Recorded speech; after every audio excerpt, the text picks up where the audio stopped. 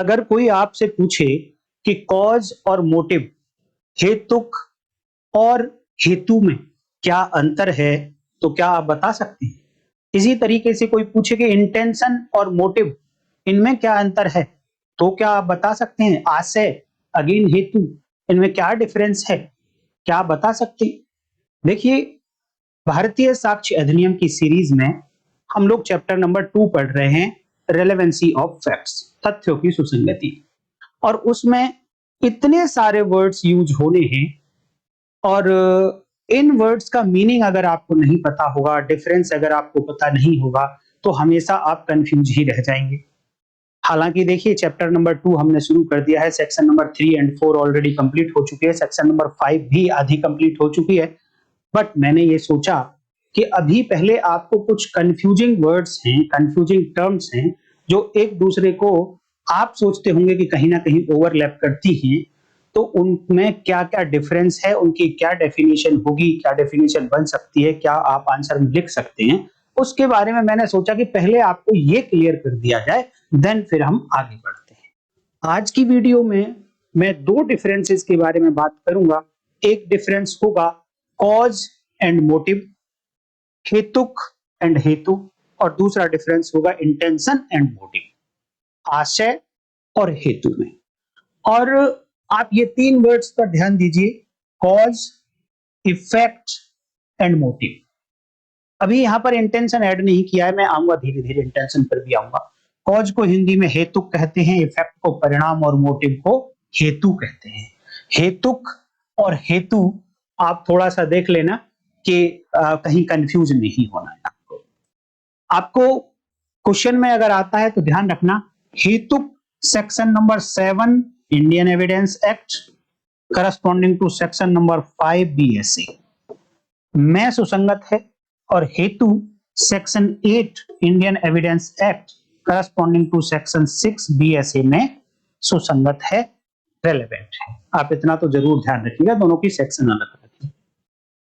तो cause and effect कहीं ना कहीं एक साथ चलते हैं हमेशा ही, और कॉज एंड मोटिव कहीं कंफ्यूज करते हैं, तो उस कंफ्यूजन को आज आप दूर कर लीजिए। देखिए, पहले मैं आपको डेफिनेशन बता देता हूं कि कॉज की डेफिनेशन क्या होगी, हेतु की डेफिनेशन क्या होगी। मैंने अपनी तरफ से लिखने की कोशिश की है, और मैंने इसको बहुत सारे पैमाने पर चेक किया, तो ये डेफिनेशन बिल्कुल ठीक बैठती है, तो आप एग्जाम में भी लिख सकते हैं। देखिए, एन एक्ट विच इंस्पायर्ड और इंस्टिगेटेड फैक्ट्स इन इशू और relevant facts is called cause. Hindi में अगर बात करें, आप अपने तरीके से और थोड़ा सा इसको इंप्रूव करना चाहें तो कर लीजिएगा। हिंदी में अगर बात करें तो ये एक एक्ट है। कॉज क्या होगा? एक्ट होगा। यहीं से अगर डेफिनेशन को आप ध्यान से सुनते रहेंगे तो आगे मोटिव के साथ, आगे जो इंटेंशन है उसके साथ, इन सबको आप डिफरेंस करते चले जाएंगे। एक एक्ट होना चाहिए कॉज के लिए, हेतु के लिए, और ऐसा एक्ट हो जिस एक्ट के कारण फैक्ट इन इशू हुआ हो, विवादक तथ्य हुआ हो, या रेलेवेंट फैक्ट घटित हो गया, सुसंगत तथ्य घटित हो गया। तो जिस कार्य से, अगर साधारण शब्दों में कहूं तो जिस कार्य से फैक्ट्स इन इशू हुआ, जिस कार्य के कारण सुसंगत तथ्य हुआ, वो तथ्य जिसके कारण ये दोनों हुए, वो तथ्य कॉज कहलाता है, हेतुक कहलाता है। हिंदी वाले स्टूडेंट, वह कार्य जो किसी विवादक तथ्य या सुसंगत तथ्य के होने को प्रेरित करता है या उकसाया, जिसने प्रेरित किया या उकसाया, वो हेतुक कहलाता है। एक एग्जाम्पल के थ्रू देखेंगे। एग्जाम्पल ये है, देखिए, एग्जाम्पल से ही भारतीय साक्ष्य अधिनियम आपको समझ आएगा। हमेशा ही आप प्रैक्टिकल एग्जाम्पल अपने सामने रखें और उसमें चेक करें कि कौन कौन सी सेक्शंस में बताए गए फैक्ट्स यहां पर रेलेवेंट दिखाई दे रहे हैं। एग्जाम्पल को बहुत ध्यान से सुनना, क्योंकि मान लो कि आप मैजिस्ट्रेट हैं, तब भी आपके सामने एक क्वेश्चन होगा। अगर आप डिफेंस हैं, डिफेंस के काउंसिल हैं, तब भी आपके सामने क्वेश्चन होगा कि आपके क्लाइंट ने ये ऑफेंस किया या नहीं किया। अगर आप प्रोसिक्यूशन हैं, तब भी आपके सामने एक क्वेश्चन होगा कि ये एक्यूज ने ऑफेंस किया है, इसको किस तरीके से प्रूव किया जाए। तो आपको क्वेश्चन तो हमेशा ही आपके सामने होना चाहिए। तो मैंने भी यहां पर एक क्वेश्चन रखा और क्वेश्चन ये है, हिंदी में भी बताऊंगा। A is having an objectional video of B. A के पास बी की कोई एक ऐसी वीडियो है जिसमें बी कंप्रोमाइजिंग स्टेट में दिखाई दे रहा है। आपत्तिजनक वीडियो बना रखी है बी की ए ने, and extorting B by threat of being it public on social media। और अब जो आपत्तिजनक वीडियो ए के पास है बी की, तो ए बार बार बी को थ्रेट करता है कि मैं तुम्हारी इस आपत्तिजनक वीडियो को सोशल मीडिया पर वायरल कर दूंगा, नहीं तो तुम मुझे इतना इतना पैसा दे दो। एक्सटॉर्शन कर रहा है, उद्दापन कर रहा है। अब बी ने क्या किया, बी ने एक बार जितने पैसे उसने मांगे बी ने उतने पैसे दे दिए, लेकिन ए का तो पेट भरा नहीं। तो ए ने कुछ दिन के बाद फिर से वही थ्रेट की कि मुझको 50,000 रुपए दे दे, नहीं तो मैं तेरी वो आपत्तिजनक वीडियो सोशल मीडिया पर वायरल कर दूंगा। बी ने फिर से 50,000 दे दिए। कुछ दिन के बाद ए ने फिर से पैसे मांग लिए, बी ने वो भी दे दिए। कुछ दिन के बाद ए ने फिर से पैसे मांग लिए। अब बी को रहने लगी टेंशन इस बात की कि वो कब तक ऐसे पैसे देते रहेगा, और एक दिन तो उसके पैसे खत्म हो जाएंगे, और जब पैसे खत्म हो जाएंगे तो ए को वो पैसे नहीं दे पाएगा एक दिन, और ए उसकी आपत्तिजनक वीडियो को वायरल कर देगा। जैसा कि आप लोगों ने साइबर क्राइम में बहुत देखा होगा कि सामने से एक अननोन नंबर से वीडियो कॉल आती है, आप उस अननोन नंबर की वीडियो कॉल को उठा लेते हैं, और फिर सामने जब देखेंगे तो वहां पर एक लड़की होगी जो न्यूड होगी, बिना कपड़ों के होगी, ऑब्जेक्शनल पोजीशन में होगी, और उसके साथ आपकी बातचीत शुरू हो जाएगी। तो वीडियो कॉल में होता यह है कि नीचे इनसेट में स्क्रीन पर आपका भी फोटो होता है और दूसरी तरफ उस लड़की का भी फोटो होगा। अब जो लड़की है वो उसने अपने फोन में स्क्रीन रिकॉर्डर लगा रखा है, उस स्क्रीन रिकॉर्डर के थ्रू ये आपकी वीडियो तैयार कर लेती है। फिर वही वीडियो आपको वापस भेजेगी व्हाट्सएप से और कहेगी कि हमारे पास देखो आपकी ये ऑब्जेक्शनल वीडियो है, आप इतने रुपए दे दो, नहीं तो हम आपकी वीडियो को social media, Facebook, YouTube, Instagram सब पर वायरल कर देंगे। अब आप डर जाएंगे तो आप पैसे दे देते हैं। इसी तरीके से कुछ पैसे फिर मांगेगा वो 1-2 दिन बाद, आप फिर भी दे देंगे। तीसरे दिन फिर मांगेगा, आप देते चले जाएंगे, और एक दिन ऐसा आएगा कि आपके पास पैसे नहीं बचेंगे। तो आपके पास चारा क्या होगा? जब आपको फाइनली ये लगेगा कि अब मेरे पास पैसे भी नहीं है और अब मैं इसको पैसे दे भी नहीं सकता, तो ये तो वायरल कर देगा, और वायरल कर देगा सोशल मीडिया पर, तो मेरी तो बेइज्जती हो जाएगी। तो उस कारण से कभी कभी व्यक्ति सुसाइड भी कर लेता है। लेकिन यहां पर ए ने क्या किया, यहां पर ए जब बार बार मांगता गया पैसा बी से, फाइनली बी को टेंशन हो गई और बी ने कहा कि ये तो नेवर एंडिंग प्रोसेस लग रहा है, तो इससे कैसे छुटकारा पाया जाए। वो छुटकारा किससे पाना चाह रहा है? बी छुटकारा ए से पाना चाह रहा है या बी छुटकारा एक्सटॉर्शन से पाना चाह रहा है? बी यहां पर छुटकारा एक्सटॉर्शन, उद्दापन से पाना चाह रहा है, जो उसको बार बार पैसे देने पड़ रहे हैं। उसके लिए क्या किया बी ने पिस्टल से ए को गोली मार दी और बी की डेथ कर दी, मर्डर हो गया ए का। अब ये बात पुलिस तक पहुंच गई, तो पुलिस ने अपनी इन्वेस्टिगेशन की, तो बी को उन्होंने अरेस्ट कर लिया और इसके खिलाफ चार्जशीट फाइल कर दी। और अब कोर्ट में केस है मजिस्ट्रेट साहब के सामने कि बी ने ए का मर्डर किया या नहीं किया, ये क्वेश्चन है। तो यहां पर कितने ही सारे फैक्ट इन्वॉल्व हुए हैं। जानबूझकर ये इतनी लंबी मैंने स्टोरी बनाने की कोशिश करी है, क्योंकि कई फैक्ट्स का मैं डिफरेंस बताना चाहता हूं, तो वो सारे फैक्ट एक एग्जांपल में होने भी चाहिए।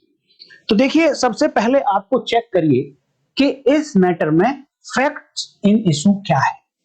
फैक्ट्स इन इशू के लिए मैंने बता दिया है ऑलरेडी पहले कि जिस सेक्शन का केस है, जिस धारा का अपराध है, उस धारा के जो मूल तत्व हैं, जो इंग्रेडिएंट्स हैं, एलिमेंट होते हैं सब्सटेंशियल लॉ में, वो सभी के सभी उस केस के, एटलीस्ट वो सभी के सभी उस केस के फैक्ट्स इन इशू होते हैं। तो ये मर्डर का केस है, तो यहां पर क्या क्या फैक्ट्स इन इशू हो सकते हैं? डेथ हुई या नहीं हुई, फैक्ट्स इन इशू हो गया। किसकी डेथ? ए की। ये डेथ बी ने ही कॉज की है, फैक्ट्स इन इशू हो गया। क्या बी की इंटेंशन थी, बी की इंटेंशन थी, आशय था ऐसी मृत्यु करने का? बिल्कुल किया है। इस तरीके के बहुत सारे जो इंग्रेडिएंट हैं जो मर्डर के केस के लिए चाहिए, वो सभी के सभी यहां पर फैक्ट्स इन इशू होंगे, एटलीस्ट इतने तो होंगे ही होंगे। एक बात तो देखी आपने कि भैया फैक्ट्स इन इशू क्या है कि बी ने मर्डर किया ए का, डेथ करी ए की बाय शूटिंग, गोली मार। अब आप एक और बात ध्यान देना कि क्यों करी उसने, बी ने जो डेथ की ए की क्यों की? B wanted to get rid of the extortion being done by A. ये एक रेलेवेंट फैक्ट है, एक फैक्ट इन इशू ऊपर हो गया, इसी केस में एक रेलेवेंट फैक्ट है, सुसंगत तथ्य है। मैं इसको थोड़ा सा अगली सेक्शन पर मैं पहुंच गया हूं, समझाने के कारण पहुंचना पड़ेगा। ये मोटिव है, ये उसका उद्देश्य है कि उसने किस उद्देश्य की पूर्ति के लिए ए का मर्डर किया है बी ने। वो एक्सटॉर्शन से छुटकारा पाना चाहता है, उद्यापन से छुटकारा पाना चाहता है, ये उसका मोटिव था, ये उसका उद्देश्य था, हेतु था। इसको थोड़ी देर के लिए आप ऐसे ही समझ लीजिए, और ये एक सुसंगत तथ्य है, पहले ही मैंने बताया section 6 BSA corresponding to section 8 Indian evidence Act में। तो इस फैक्ट में एटलीस्ट मैंने आपको 2 फैक्ट बताए, फैक्ट इन इशू, और तीसरा बताया है मोटिव रेलेवेंट फैक्ट। इन दोनों को आपको ध्यान में रखना है। अब इस क्वेश्चन में हमको तलाशना क्या है, फाइंड क्या करना है? तो एक तो हमको कॉज फाइंड करना है कि कॉज क्या था, कितने फैक्ट कॉज होंगे।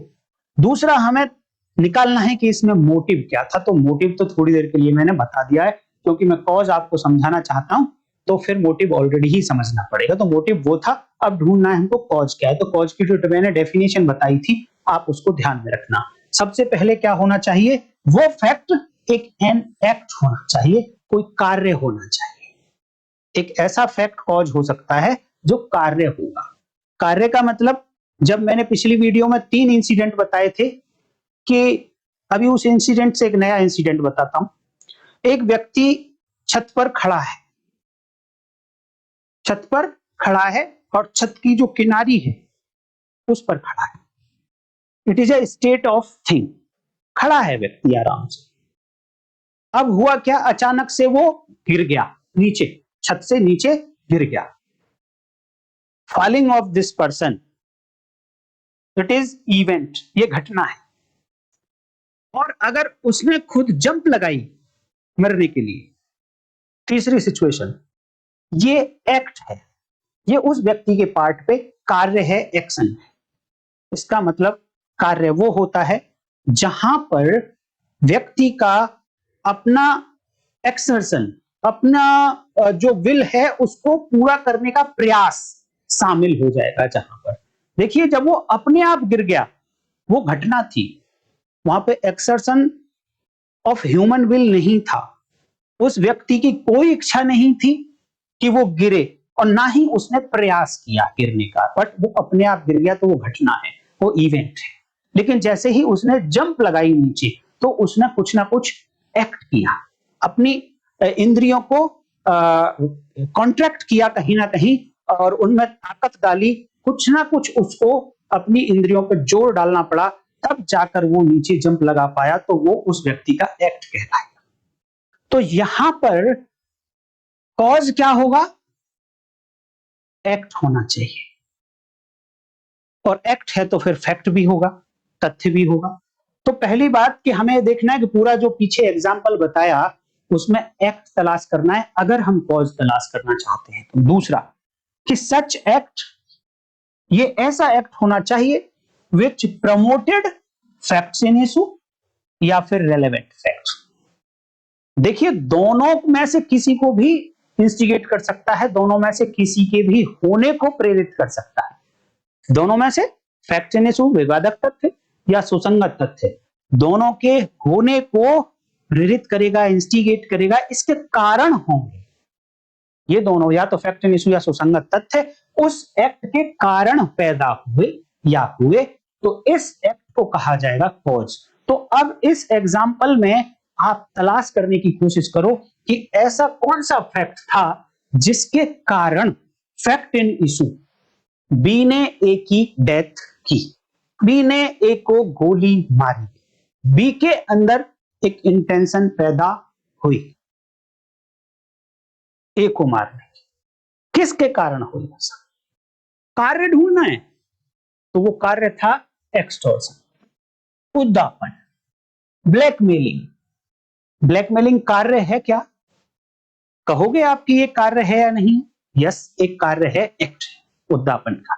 इसमें कहीं ना कहीं मानव की इच्छा को पूरा करने का प्रयास इसमें शामिल है, इसलिए ये एक्ट भी है। और एक्सटॉर्शन इस एग्जाम्पल का ऐसा एक्ट है जिसके कारण, जिसने ए का मर्डर करवाया। ये जो मर्डर है फैक्ट इन इशू कि ए की डेथ की है बी ने, ये किसके कारण हुई है? एक्सटॉर्शन के कारण।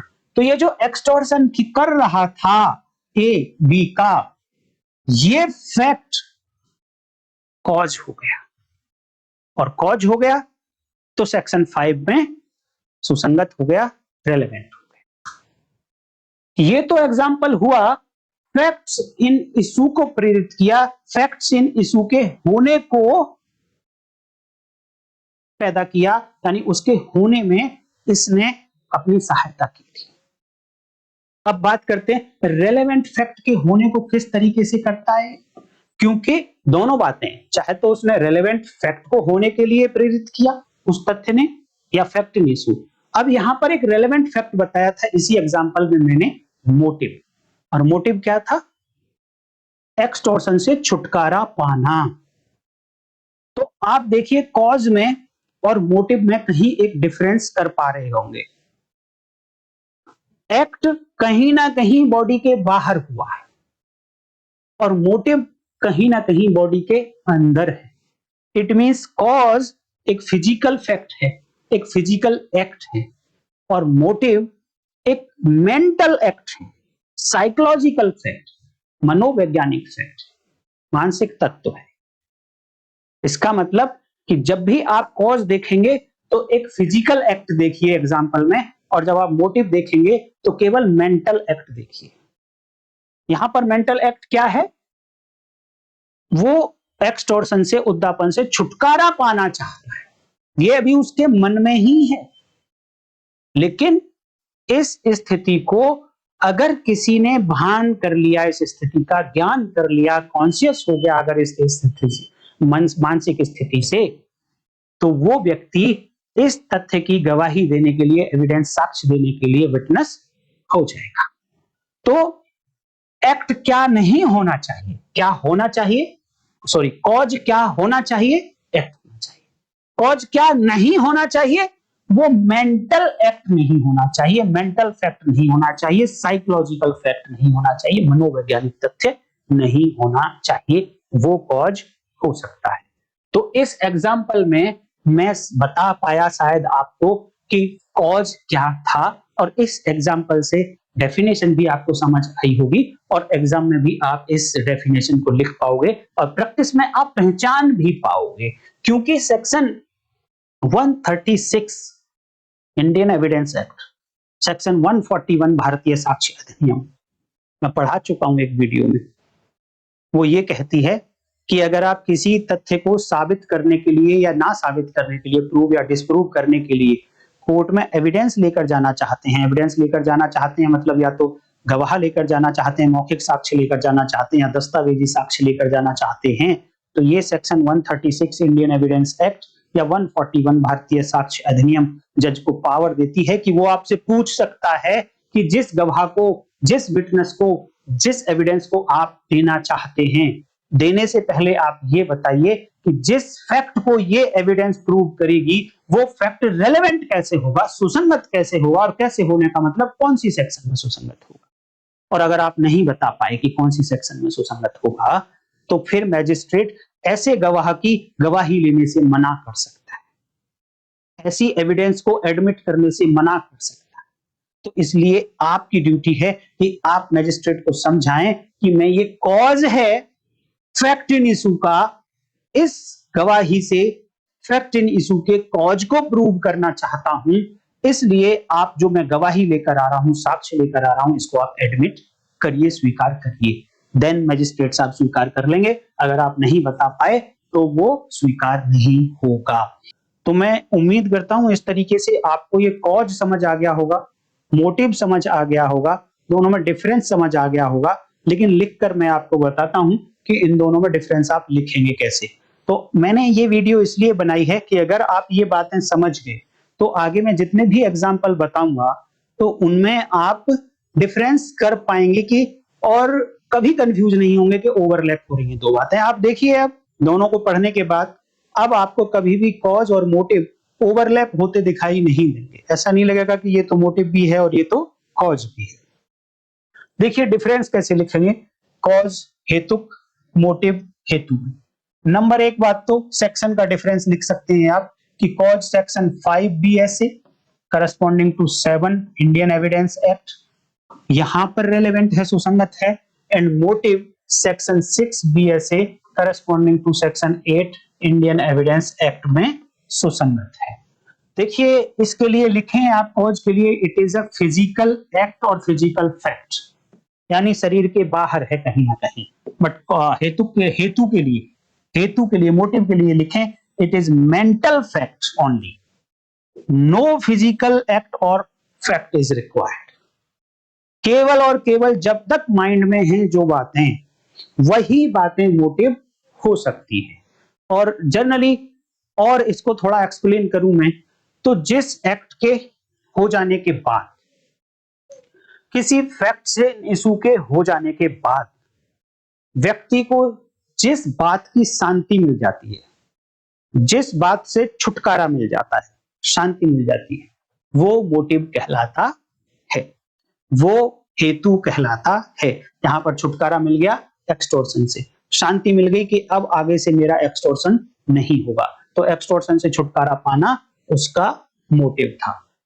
अब बात करते हैं इंटेंशन और मोटिव, आशय और हेतु। देखिए जब आप सब्सटेंशियल लॉ पढ़ेंगे, जब आप भारतीय साक्ष्य अधिनियम पढ़ेंगे या दूसरे लॉज पढ़ेंगे, तो वहां पर मोटिव वर्ड यूज नहीं हुआ है। जैसे कि आप मर्डर की डेफिनेशन पढ़िए, तो वहां पर लिखा गया है कि अगर किसी व्यक्ति ने कोई एक्ट किया with intention to cause death, किसी दूसरे व्यक्ति की मृत्यु करने के आशय से कोई जब कार्य किया तो वो मर्डर कहलाएगा, सब्जेक्ट टू एक्सेप्शंस, अपवाद। तो आशय सब्सटेंशियल लॉ में आपको देखने को मिलेगा, और इंडियन एविडेंस एक्ट, भारतीय साक्ष्य अधिनियम में भी लिखा हुआ है। लेकिन मोटिव, हेतु, ये आपको सब्सटेंशियल लॉ में नहीं मिलेगा, ये आपको भारतीय साक्ष्य अधिनियम में ही देखने को मिलेगा। तो आशय से मोटिव को किस तरीके से डिफरेंशिएट करेंगे, तो पहली बात आप बता सकते हैं कि इंटेंशन भी एक मेंटल एलिमेंट है और मोटिव भी एक मेंटल एलिमेंट है। ये तो हो गई दोनों में सिमिलरिटी, समानता। लेकिन डिफरेंस है कि intention does not create motive. जो मोटिव, हेतु जो पैदा होता है वो आशय से नहीं होता, इंटेंशन से मोटिव पैदा नहीं होता, जबकि मोटिव क्रिएट्स इंटेंशन। आशय मोटिव के कारण पैदा होता है। पहले मोटिव आया, फिर इंटेंशन आई। मोटिव क्या आया कि भैया मुझे इस एक्सटॉर्शन से छुटकारा चाहिए। देन इंटेंशन आई कि कैसे मिलेगा वो छुटकारा, कि इसको मैं मार देता हूं। और एक्सप्लेन करूंगा आगे, आराम से आप समझ जाएंगे। दूसरी बात देखिए, आप दूसरा डिफरेंस दे सकते हैं कि इंटेंशन जो है वो किसी अपराध का एक एलिमेंट हो सकता है। सब्सटैंटिव लॉ में। लेकिन मोटिव देखिए, ये किसी अपराध का एलिमेंट नहीं होता है, किसी अपराध का कोई मूल तत्व नहीं होता है। अगली बात देखिए, देखिए बिना इंटेंशन को प्रूव किए हुए, बिना आशय को साबित किए हुए, अगर आशय एक एलिमेंट है किसी अपराध का, तो बिना उसको साबित किए हुए किसी भी व्यक्ति को, किसी अपराधी को सजा नहीं दी जा सकती है। Without proving intention conviction is not possible. कुछ एक्सेप्शंस हैं, वो मैंने यही बता दिया, लेकिन without proving the motive conviction is possible. हेतु को प्रूव करना कोई जरूरी नहीं है कन्विक्शन के लिए।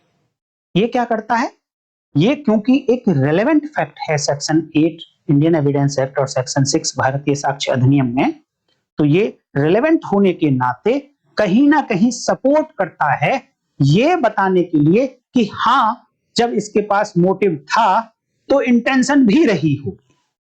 ये केवल कोरोबोरेटिव फैक्ट है, सर्कमस्टांशियल एविडेंस है, परिस्थितिक साक्ष्य है। दूसरी बात देख लीजिए, intention is a fact in issue as well as relevant fact. जो इंटेंशन होगी, क्योंकि ये किसी ऑफेंस के अपराध के मूल तत्व में से एक हो सकता है, और जैसे ही अपराध का मूल तत्व हुआ तो वो क्या कहलाएगा, विवादक तथ्य कहलाएगा, फैक्ट इन इशू कहलाएगा, और रेलेवेंट भी होगा, सुसंगत भी होगा। लेकिन मोटिव देखिए, मोटिव केवल और केवल रेलेवेंट हो सकता है, ये फैक्ट इन इशू नहीं हो सकता। रेलेवेंट फैक्ट तो है, ये सजेस्ट तो करेगा कुछ ना कुछ कि हाँ इसकी इंटेंशन रही होगी, अगर मोटिव इसके पास है तो इसी ने हो सकता है कि मारा हो। तो अब मोटिव की अगर आप डेफिनेशन देखना चाहें तो ये है ulterior intention is motive. Ulterior intention, ulterior intention का मतलब है दोस्तों कि जहां अपराध हुआ है, जो फैक्ट इन इशू है, इससे काफी पहले एक कोई इंटेंशन पैदा हुई थी माइंड में। जैसे कि अपराध हुआ है, ए का मर्डर किया बी ने, तो मर्डर करने से काफी पहले ही ये इंटेंशन आ गई थी उसके माइंड में कि यार मुझे छुटकारा तो इससे चाहिए। लेकिन जो इमीडिएट इंटेंशन होती है, जो बिल्कुल फैक्ट्स इन इशू के नजदीक की इंटेंशन होती है, वो सब्सटैंशियल लॉ में लिखी हुई इंटेंशन को डिनोट करती है। इंटेंशन मतलब will of a person to do a wrong, कुछ गलत करने की इच्छा, ये इंटेंशन है। और गलत करने की इच्छा जो है वो एक तो बहुत पहले ही बन चुकी थी, जो जितनी पहले बनेगी, इसीलिए मैंने पहले कहा था आपको कि पहले मोटिव आता है माइंड में, देन बाद में इंटेंशन पैदा होती है। और इंटेंशन को देखना है आपको सब्सटैंशियल लॉ के आधार पर कि इंटेंशन कैसी, इंटेंशन मारने की, इंटेंशन हर्ट करने की, इंटेंशन बेइज्जती करने की, इंटेंशन डिफरेंट टाइप की हो सकती है। तो वो इंटेंशन है सब्सटेंशियल लॉ के आधार पर आपको देखना है, बट वो इंटेंशन मोटिव से क्रिएट होती है। पहले मोटिव बना बाद में इंटेंशन क्रिएट हुई। आप इसको रिवर्स नहीं कर सकते कि आप ये बोलें कि पहले इंटेंशन थी और बाद में फिर मोटिव आया। नहीं, पहले मोटिव बना कि मुझे ये चाहिए, क्या चाहिए वो मोटिव है, और कैसे चाहिए वो इंटेंशन है। इसको मार के छुटकारा चाहिए, बट चाहिए छुटकारा एक्सटॉर्शन से। तो पहले मोटिव आता है, फिर इंटेंशन आती है। इसलिए कहते हैं कि अल्टीरियर इंटेंशन, जो दूर की इंटेंशन होती है, पहले वाली, सबसे पहले वाली जो दूर बहुत पहले बनी थी, वो इंटेंशन मोटिव कहलाती है, हेतु कहलाती है। और जो इमीडिएट इंटेंशन है, जो अभी पैदा हुई है, नजदीक पैदा हुई है, और वो इंटेंशन सिर्फ वो इंटेंशन जो सब्सटैंशियल लॉ में लिखी गई है। मोटिव कुछ भी हो सकता है, पर इंटेंशन केवल वो जो सब्सटैंशियल लॉ में लिखी गई है। तो इस तरीके से मोटिव और इंटेंशन में भी आपको डिफरेंस समझ आ गया होगा। तो जब जब भारतीय साक्ष्य अधिनियम में ये मोटिव, इंटेंशन और कॉज, ये तीनों वर्ड्स यूज होंगे, तब आपको क्लैरिटी होनी चाहिए कि कोई बात एक दूसरे के ऊपर ओवरलैप नहीं करेगी। अब रह जाता है एक वर्ड इफेक्ट। कॉज के साथ हमने देखा था इफेक्ट। भाई दोनों का बहुत अच्छा रिलेशन है। कॉज होगा तो इफेक्ट भी होगा, और अगर इफेक्ट है तो इस इफेक्ट के होने का कोई ना कोई कॉज भी होगा। अर्थात अगर एक हेतुक है कोई, तो परिणाम भी होगा उसका। या फिर आपको परिणाम दिखाई दे रहा है तो हेतुक को आप तलाशिए, पक्का मिलेगा। जिस तरीके से इसमें बी ने ए को गोली मारी है, तो गोली मारना एक एक्ट है, उसने ट्रिगर दबाया, कहीं ना कहीं अपनी इंद्रियों को कॉन्ट्रैक्ट किया है, ट्रिगर दबाया, एक्ट हो गया। एक्ट हो गया तो ये एक कॉज हो जाएगा। किसका? देखिए, cause of facts in issue एक अलग बात है, यहां पे कॉज किसका है? परिणाम का। और परिणाम अपने आप में एक रिलेवेंट फैक्ट है, तो इस रिलेवेंट फैक्ट का कॉज क्या होगा वो आपको ढूंढना पड़ेगा। परिणाम देखिए, गोली चलाई तो इसका परिणाम हुआ कि बॉडी में लगी है गोली, जाके तो बॉडी के अंदर छेद हो गया। ये बॉडी के अंदर छेद होना, होल होना, ये इफेक्ट है किस बात का? गोली लगने का। गोली लगना यहां पर कॉज है और बॉडी में होल होना वो इफेक्ट है। अब इसको और आगे देखिए, बॉडी के अंदर होल हुआ तो ब्लड भी निकलेगा, तो ब्लड का निकलना इफेक्ट है, और इसका कॉज क्या है? इसका कॉज है बॉडी के अंदर होल होना। पहले गोली लगी, यहां पर पहले गोली लगी, बुलेट लगी, फिर होल हुआ, फिर ब्लड निकला, तो ब्लड का निकलना ये इफेक्ट है, तो बॉडी के अंदर होल होना इसका कॉज है। बॉडी के अंदर होल होना अगर इफेक्ट है तो बुलेट का लगना बॉडी में वो इसका कॉज है। बुलेट अगर बॉडी में लगी है तो वो कहीं ना कहीं से फायर हुई होगी, तो बुलेट का लगना ये फायर होने का इफेक्ट है। तो आप देख सकते हैं कि कॉज एंड इफेक्ट की एक बहुत लंबी चेन है, तो इफेक्ट को कहीं ना कहीं रिलेवेंट माना जाएगा, और जब जब आपको इफेक्ट दिखेगा तो आपको कॉज भी तलाश करना होगा। और अगर आपके पास कॉज है कुछ तो इसके इफेक्ट भी होंगे। कॉज ले लेते हैं, जैसे मैंने पिछली वीडियो में एग्जांपल दिया था कि दो प्लेयर हैं क्रिकेट के मैदान पर, ए एंड बी, एक इंडिया का और एक पाकिस्तान का, दोनों में हॉट डिस्कशन हुआ। हॉट डिस्कशन होने के बाद फिर झगड़ा हो गया, लड़ाई हो गई, और लड़ाई ग्राउंड पर हो रही है। तो देखिए, जो हॉट डिस्कशन हुआ वो कॉज है इस बात का कि दोनों में हाथापाई हुई। कॉज एक हॉट डिस्कशन है, एक्ट हो गया, और इसके कारण ये हाथापाई होना फैक्ट इन इशू है, ये हो गया। तो हॉट डिस्कशन होना कॉज है, हेतुक है, दोनों में झगड़ा हो गया, ये फैक्ट इन इशू है। और इस झगड़े का इफेक्ट क्या होगा ग्राउंड पे? कि यहां देखिए घास टूट गई होगी, वो इफेक्ट है, परिणाम है। हो सकता है मिट्टी उखड़ गई हो, ये इस झगड़े का इफेक्ट है, परिणाम है। तो इस तरीके से आप कॉज, इफेक्ट, मोटिव, इंटेंशन, इन चार वर्ड्स को याद रखेंगे। उम्मीद करता हूं कि आज के बाद इन चार वर्ड्स में आपको कोई कंफ्यूजन नहीं होगा। अगर अभी भी कोई कंफ्यूजन है तो कमेंट करके जरूर बताइए। वीडियो आपको अच्छी लगी है तो लाइक कर दीजिए, हाइप कर दीजिए। चैनल पर नए आए हैं या फिर पुराने हैं तो सब्सक्राइब नहीं किया है तो सब्सक्राइब जरूर कर लीजिए, ऐसी ही वीडियोस और आपको मिलती रहेंगी। नोटिफिकेशन जरूर हिट कर लीजिएगा। तो आज की वीडियो में इतना ही, कल फिर मिलेंगे, तब तक के लिए नमस्कार, जय हिंद।